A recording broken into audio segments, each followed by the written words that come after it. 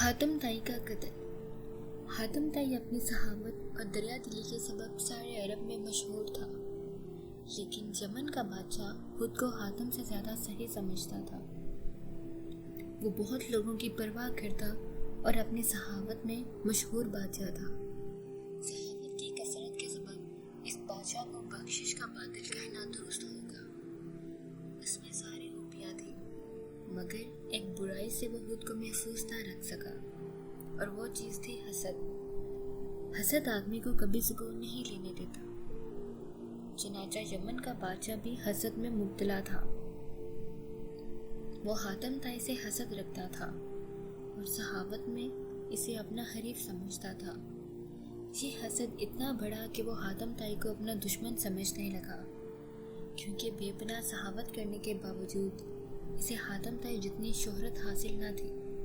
और जब भी कहीं सहावत का जिक्र होता तो हातम ताई की मिसालें दी जाती थी। रफ्ता रफ्ता यमन के बादशाह का हातम ताई से हसद इतना बढ़ गया कि अगर कोई इसके सामने हातम का नाम भी लेता तो वो गदबनाक हो जाता। अरे, किस बेवकूफ़ की सहावत का जिक्र करते हो, और मुझसे ज़्यादा सहावत नहीं कर सकता। जिसके पास ना सल्तनत और ना मालो दौलत हो, वो भला क्या सहावत करेगा। बादशाह नफरत से कहता। सहावत हाली जेब नहीं हुआ करती। एक दफ़ा का जिक्र है, उस बादशाह ने अपनी सहावत का मुजाहरा करने के लिए एक जश्न का इंतज़ाम किया। इस जश्न आम में बादशाह ने अपनी दरिया दिली और सहावत से लोगों को हैरान कर दिया। उसने हर खास, आम, ज़रूरतमंद और बेज़रूरत लोगों को तरह तरह से नवाजा और सबकी झोलियाँ भर दी। किसी को भी अपनी सहावत बख्शिश से महरूम ना रखा। अगरचा यमन के बादशाह की सहावत महज दिखावा ना था, बल्कि वो वाकई नेक दिल, सही और आया का हमदर्द था।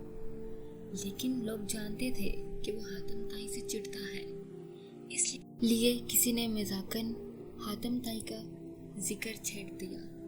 इस पर कई दूसरे लोगों ने भी इसकी तायद में हातम की सहावत की तारीफ शुरू कर दी। बस फिर क्या था, बादशाह हातम की तारीफ बर्दाश्त ना कर सका और हसद की आग में जलने लगा। उसने समझ लिया कि जब तक हातम ताई जिंदा है, लोग मुझे सही नहीं कहेंगे। हातम की वजह से मेरी शोहरत महदूद होकर रह गई है। हातम के जीते जी मैं कभी भी हातम जितनी शोहरत हासिल ना कर सकूंगा। हालांकि मैं हातम से ज़्यादा मालो दौलत की सहावत करता हूँ। यमन के इसके बादशाह के जहन में ये बात बैठ गई थी कि उसकी शोहरत की राह में हातम ताई का वजूद दीवार बना हुआ है और इस दीवार को गिराना ज़रूरी है। चनाचा उसने हातम ताई का कत्ल कराने का फैसला कर लिया। इस मकसद के लिए उसने खुफिया तौर पर अपने वफादार सिपाहियों में से एक बाएतमाद और बहादुर नौजवान का इंतखाब किया और इसे हातम का सर काट कर लाने का हुक्म दिया। आदिल बादशाह ने सिपाही से कहा, अगर तुम हातम ताई का सर काट कर ले आए तो मैं तुम्हें इतना अमीर कर दूंगा कि तुम सारी जिंदगी इतना पैसा संभाल नहीं सकोगे। इसके अलावा भी बादशाह ने अपने सिपाही आदिल को इनाम इकरार का लालच दिया और आदिल हातम ताई को कत्ल करने की नीयत से कबीले बनी तय की तरफ रवाना हो गया। वो दिन रात सफ़र करता हुआ मंजिल के करीब जा पहुंचा। अभी वो कबीले की बस्ती से कुछ दूर ही था कि रास्ते में एक आदमी मिल गया। आदिल को वो शख्स बहुत मुखलिस और मेहरबान महसूस हुआ। उस शख्स से हलूस से मरवत की बू आ रही थी। बिज़ाहिर भी वो बहुत खूबसूरत बाअखलाक दिखाई देता था। आप कौन हैं और कहाँ जा रहे हैं? इस आदमी ने आदिल से शाइस्ता लहजे में पूछा। आदिल ने जवाब में कहा, मुसाफिर हूँ, यमन से आया हूँ। रात इस बस्ती में गुजार कर आगे चला जाऊँगा। अगर आप मुझे शर्फ़ मेज़बानी बख्शें तो मुझे बड़ी खुशी होगी। मेरा घर बस्ती में ही है, इस आदमी ने कहा। आदिल ने सोचा कि इस आदमी से हातम के बारे में मालूमात हासिल हो सकती हैं। चनाचा इसके साथ चल पड़ा। आदिल की तरह वो आदमी भी नौजवान था। वो नौजवान आदिल को मेहमान बनाकर अपने बस्ती में ले गया। घर आते ही इसने आदिल के लिए अच्छे अच्छे खाने पकवाए और इसकी खातिर की। आदिल इसकी खुश हल्की और हिम्मत गुजारी से बहुत मुतासिर हुआ। इस नौजवान ने रात भर आदिल की बड़ी खातिर तवाज़ा की, फिर भी माजरत की। ऐ मेहरबान, घर में जो कुछ था मैंने आपकी खिदमत में पेश कर दिया। नौजवान ने आदिल से कहा, मुझे नहायत अफसोस है कि मैं आपके शायाने शान खिदमत नहीं कर सका। एक मेज़बान की हैसियत से मैं आपका हक मेज़बानी अदा नहीं कर सका, जिस पर भी मैं बेहद शर्मिंदा हूँ और आपसे माफ़ी चाहता हूँ। आदिल उसकी बात सुनकर बहुत मुतासिर हुआ। इसकी खुश अखलाकी और खातिर तवाज़ा आदिल के दिल में घर कर चुकी थी। सुबह आदिल को पुरतकल्लिफ नाश्ता दिया गया। फिर आदिल ने नौजवान से रवानगी की इजाज़त ली। नौजवान मेज़बान ने कहा, इतनी जल्दी की क्या ज़रूरत है जनाब, चंद दिन और मेरे गरीब खाने में क़याम फरमाएं। इसकी दरख्वास्त सुनकर आदिल बोला, मैं तुम्हारे पास ज़्यादा नहीं ठहर सकता, एक बहुत ही ज़रूरी काम से जा रहा हूँ। क्या आप मुझे इस काम के बारे में बता सकते हैं? नौजवान ने पूछा। नहीं, ये एक राज है, अगर खुल गया तो शायद मैं अपने मकसद में कामयाब ना हो सकूं। नौजवान ने मुस्कुराते हुए कहा, जनाब, अगर आप मुझे इस राज के बारे में बता दें तो हो सकता है मैं भी इसमें आपकी कुछ मदद कर सकूं। आप बेफिक्र होकर बताएं, मैं वादा करता हूँ कि इस राज को अपने सीने में दफन रखूंगा। आदिल इसके हुस्ने अखलाक का इतना दीवाना हो चुका था कि इसने सोचा कि मैं बताने में कोई हर्ज नहीं है। चनाचा वो नौजवान मेज़बान से कहने लगा, अच्छा, मैं तुझ जैसे नौजवान और बहादुर आदमी पर भरोसा करते हुए बता रहा हूँ, इसलिए ये राज दिल में रखना। तुम हातम ताई को तो जानते ही होगे, जो बड़ा सही है और अपनी सहावत के सबब मशहूर है।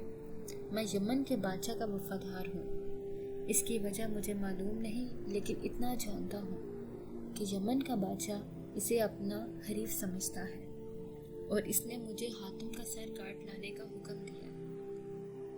उम्मीद है तुम ये राज किसी को नहीं बताओगे और मुझे हातिम ताई के घर तक पहुंचा दोगे। आदिल की बात सुनकर नौजवान हंस पड़ा। आदिल ने हैरान होकर पूछा, तुम शायद मेरा बात का मजाक समझ रहे हो। नहीं जनाब, मुझे यकीन है कि आप इस मामले में संजीदा हैं, नौजवान ने तेजी से कहा। फिर इसने अपनी तलवारें नियाम से निकाली और बड़े एहतराम से आदिल को पेश कर दी। आदिल ने हैरत से इससे घूरा, क्या मतलब है? तुम मुझे अपनी तलवार क्यों दे रहे हो? तलवार ही नहीं, अपना सर भी आपको दे रहा हूँ जनाब। नौजवान ने मुस्कुराते हुए कहा, मेरा सर हाजिर है, काट ले, मगर जल्दी करें। सूरज निकलने से पहले पहले मेरा सर काट कर ले जाएं, क्योंकि फिर मेरे अजीज और घर वाले बेदार हो जाएंगे और आपके लिए दुश्वारियां पैदा हो जाएंगी। ये कहकर नौजवान जमीन पर इसके आगे बैठ गया और इसने सर झुका लिया। आदिल ने सटपटा कर कहा, मगर मुझे तो हातिम ताई का सर चाहिए। मैं ही हूँ, हाजिर हूँ मेहरबान, देर मत करें, मेरा सर काट कर अपने बादशाह के पास ले जाएं। नौजवान बोला। आदिल इस इंकशाफ पर बुरी तरह उछल पड़ा और आगे फाड़ फाड़ कर नौजवान हातिम ताई को देखने लगा, जैसे यकीन न आ रहा हो कि वो हातिम ही है या मजाक कर रहा है। हातिम ताई सर झुकाए उसके आगे बैठा रहा। आदिल के दिल पर घोंसा पड़ा और वो सोचने लगा, गदब खुदा का, मैं जिसको कत्ल करने आया हूँ वो इतना बाअखलाक और बुलंद किरदार आदमी है कि इसे कत्ल करना सहद तरीन गुनाह होगा। ऐसा खुश अखलाकी, बामुरव्वत और सच्चे आदमी पर तो अपनी जान कुर्बान कर देनी चाहिए। आदिल हैरत और नदामत के सबब बदहवास हो गया। इसके हाथ से हातिम की तलवार गिर गई। वो कुर्सी से उठा और जज्बात से मगलूब होकर हातिम ताई के हाथ पांव चूमने लगा। उस पर कुछ ऐसी दीवानगी तारी हुई कि उसने अपनी तलवार नियाम से निकाल कर फेंक दी। तीर कमान तोड़ डाले। اور غلاموں کی طرح ہاتھ باندھ کر حاتم کے سامنے کھڑا ہو گیا۔ اس نے حاتم سے کہا، اے نیک دل نوجوان، تیری حقیقت معلوم ہونے کے بعد تمہیں قتل کرنا تو دور کی بات ہے۔ اگر میں تجھے پھول بھی ماروں تو یہ بھی بہادری نہیں، بلکہ میری بزدلی اور زنانہ فعل ہوگا، اور دنیا میں سب سے بڑا گناہگار ترین آدمی ہوں گا۔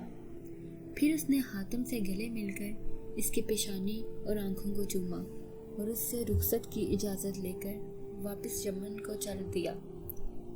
جب عادل یمن کے بادشاہ کی خدمت میں حاضر ہوا تو اس نے عادل کی شکل دیکھ کر ہی اندازہ لگا لیا کہ وہ اپنے مہم سے ناکام لوٹا ہے اور اسے حاتم کے قتل میں کامیابی نہیں ہوئی۔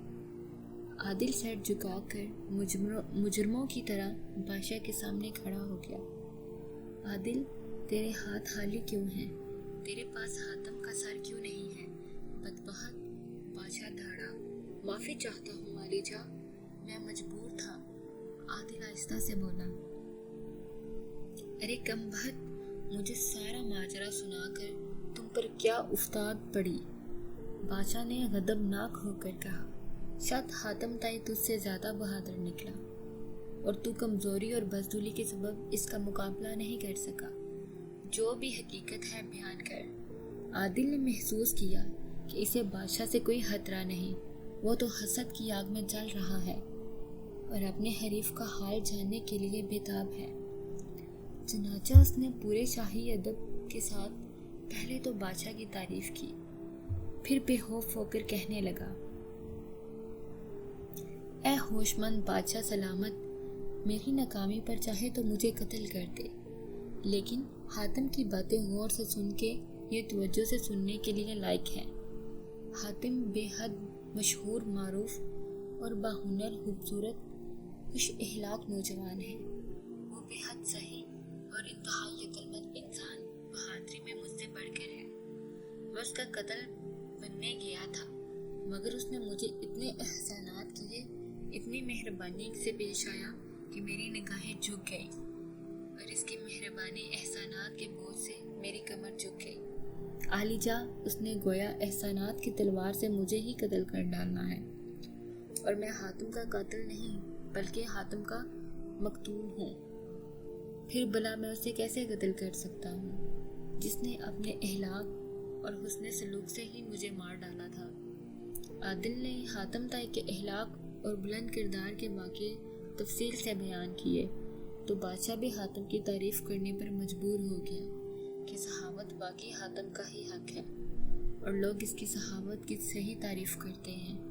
پھر بادشاہ نے عادل کو حسب وعدہ انعام اکرام سے مالا مال کر دیا۔ صحیح وہ ہے جو مشکل وقت میں اپنی جان بھی سخاوت کر دے۔